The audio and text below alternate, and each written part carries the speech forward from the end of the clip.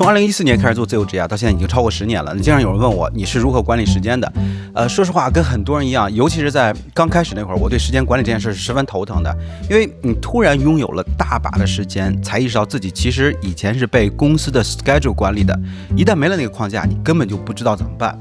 但这10年啊，摸爬滚打下来，就是我现在状态，我觉得已经非常的习惯了。所以今天就干脆做一个视频来分享一下我是如何管理自己的时间的。无论你是不是自由职业者，那这里有很多的心法和方法论，我相信对你都非常实用。那这个分享呢会分成2个部分，第一部分就是认知的改变，第二部分是具体的方法和心法。那如果你去小红书搜时间管理，你会看到那很多极其漂亮的 calendar 和 to do list， 把每一分钟都填得密密麻麻。那刚开始我也以为这就叫做时间管理，但10年下来，我发现就这种画的特别完美的 calendar 呢，只能有2种情况。第一，它就是假的，就是 demo 给你看的。第二，就是如果真的有人那么干，那只能大概率他是在瞎忙。我最大的认知改变就在这里，真正的时间管理其实根本就不存在，你管理的不是时间，而是你的注意力。那些密密麻麻的日程表，本质上就是把时间当成了燃料，认为投入1小时就能够产出1小时的结果。但是人不是机器，如果你是一个正常人，那你一天中真正能够集中精力进入到心流的高效时间可能只有4个小时左右。理解了这一点，你就不会再觉得什么吃饭、做饭、睡觉是浪费时间了，因为本来那时间你也不一定能够利用得上。所以既然你的高能注意力就只有那么长，那你去规划毫秒级的时间表就是走偏了。时间管理应该跟随着你的注意力的变化而变化。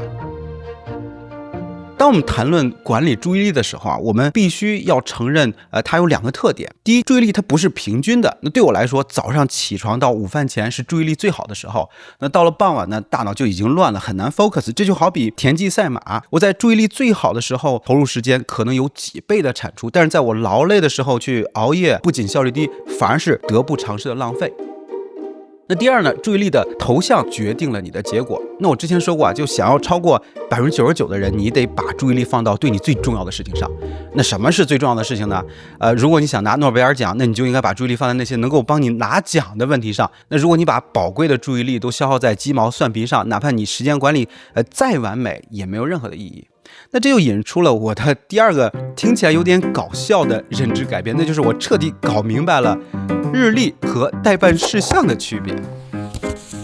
那以前啊，我把所有的任务呢都会塞进这个 calendar， 然后画好这个格子，因为按照时间管理的思路，当然任何事情都应该有起止时间了。这虽然看起来很美，但是你获得的更多的是挫败感。因为最重要的任务，你比如说写稿子做创作，往往是结果导向，你很难规定半小时内必须完成。我们往往是低估了自己需要花的时间。实际上，我们大多数的问题不是在最重要的事情上超时，而是低估或者故意躲避在重要的事情上花时间。那这就导致一旦你在 calendar 上规定的时间完不成，那整个一天的计划就全乱了。所以我现在原则就非常简单， calendar 就只记那些规定时间必须发生的事情。你比如说看医生、赶飞机、跟别人开会。那在这 reminder 和 to do 上呢，我就放其他的所有的任务。而这些 to do 呢，我会尽量避免设置具体的到期时间。好，那说完了时间管理上的认知转变，那现在就来聊聊我具体的时间的划分，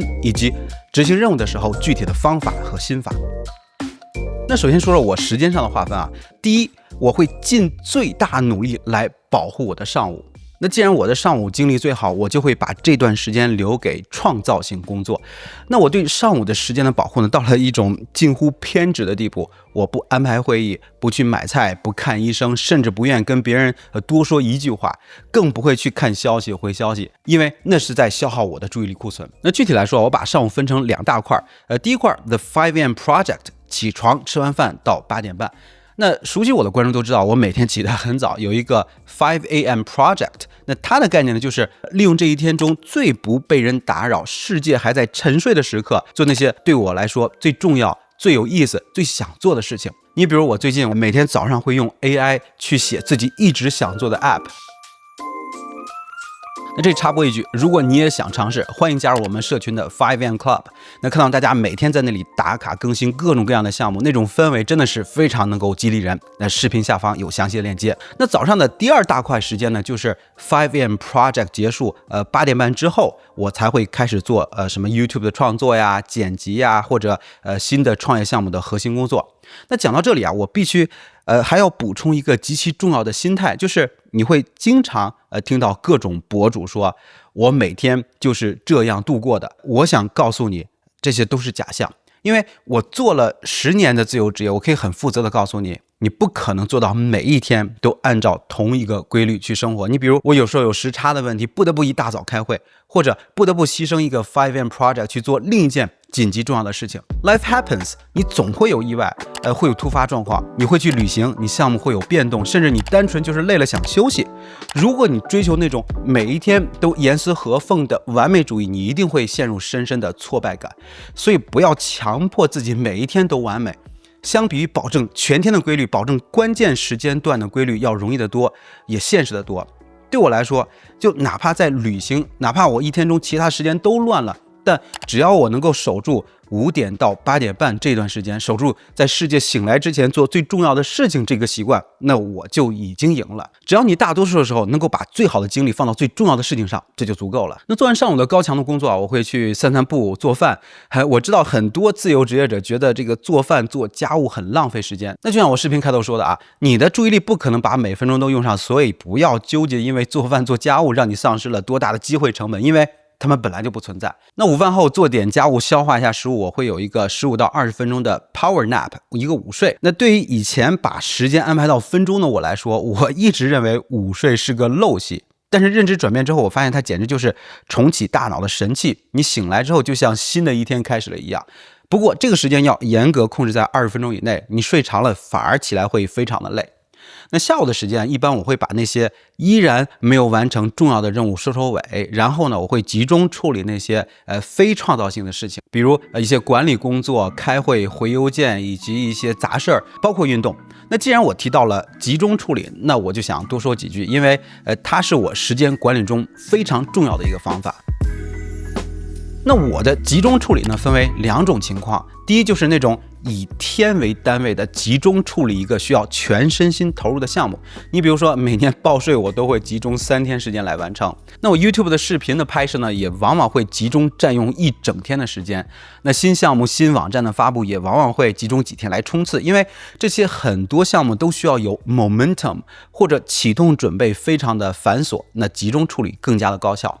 那第2种集中处理呢，就是一天中小块时间的集中。你比如说下午状态不好的时候，我会集中小块的时间段，半小时或者1小时，一口气来集中处理那些繁琐自己又不太想做又不得不做的事情。你比如说付个什么账单呀，填个什么表啊，回个邮件，打个电话之类的事情。那这些东西我必须要集中处理，因为一旦分开了处理，我就会把注意力和时间打散。好，那刚才提到这些都是大的时间规划的方法，那下面我们就聊聊我在具体执行任务的时候使用的方法和心法。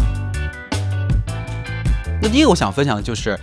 单任务处理的3个口诀。那我是单任务或者说连续任务处理的坚定信仰者，多任务处理对我来说是个伪命题，因为那样我什么都做不好。那这一点对我影响最大的就是伊朗马斯克。那他的传记作者呢，在一次采访中谈到了伊朗独特的时间的管理方式。他说啊，马斯克并不是一个多任务处理者，而是一个连续任务处理者。他一次只专注于一件事情，然后再切换到下一件。但这还不是关键，更让我印象深刻的是，马斯克在处理一项任务的时候，仿佛在周围建立了4堵墙，将其完全隔离。那作者还分享了一个故事，生动地体现了这一点。就当马斯克刚刚成功收购 Twitter 那一天呢，他就立即投入到了 SpaceX 的火箭研究当中。那员工都知道他刚买下了 Twitter， 是件大事，都想着是不是应该祝贺一下他。但是马斯克却专注于火箭，仿佛忘掉了收购 Twitter 这件事儿。我把这种时间的管理方式叫做信仰式的单任务处理，这是我这几年里一直使用的方法。那想要实现它，我有3个简单好记的口头禅。第一，我培养了一个条件反射，就是当我要开始一项任务或者轮到它的时候，我会立即想到攻击这个词，让立即行动成为想到任务的第一反射。没有中间的准备过程。那这对治疗拖延症很有作用，因为当你一旦开始做一件事情的时候，你之前对它的担心和恐怖就会消除一大半，而且这会帮助你快速的进入到心流，保持长时间的专注。那第二，在开始任务的时候呢，我会在心里默念隔离、隔离再隔离。我想象在任务周围筑起4面墙，将时间和注意力完全投入其中，强迫自己忘掉其他的事情。第三，当我感到有些分心或者有人来打扰我的时候，我会立即说到时候再说，现在不想，不讨论，不担心。那这句话帮助我把注意力能够拉回到当前的任务，避免被干扰。我知道这可能让你觉得有点烦，但是如果你发现你自己经常说这句话，说明你在有意识的保护自己的注意力。只要你在做最重要的事情，其实其他的事情都可以拖，甚至可以当它们不存在。好，那这些就是我做任务的方法。那现在我就来分享一下切换任务的方法。很长一段时间里我就不理解为什么有人喜欢在咖啡馆工作，那里人来人往，特别的吵，怎么可能高效呢？我一直坚持认为工作就应该规规矩矩的坐在书桌前一坐一整天，什么坐在沙发上客厅里、餐桌前、沙滩上等都不算是严肃的工作。直到我读了一些脑神经科学的资料，我才意识到自己大错特错。心理学有一个概念叫做注意力残留，就是当你从任务 A 切换到任务 B， 大脑往往还停留在任务 A， 让你很难真正的投入到新的任务里边。那这就让我意识到想要解决这个问题，我们就应该让切换任务等于切换环境。这是因为环境的变化对大脑有着巨大的影响。那环境的转换呢，能够带来新鲜感，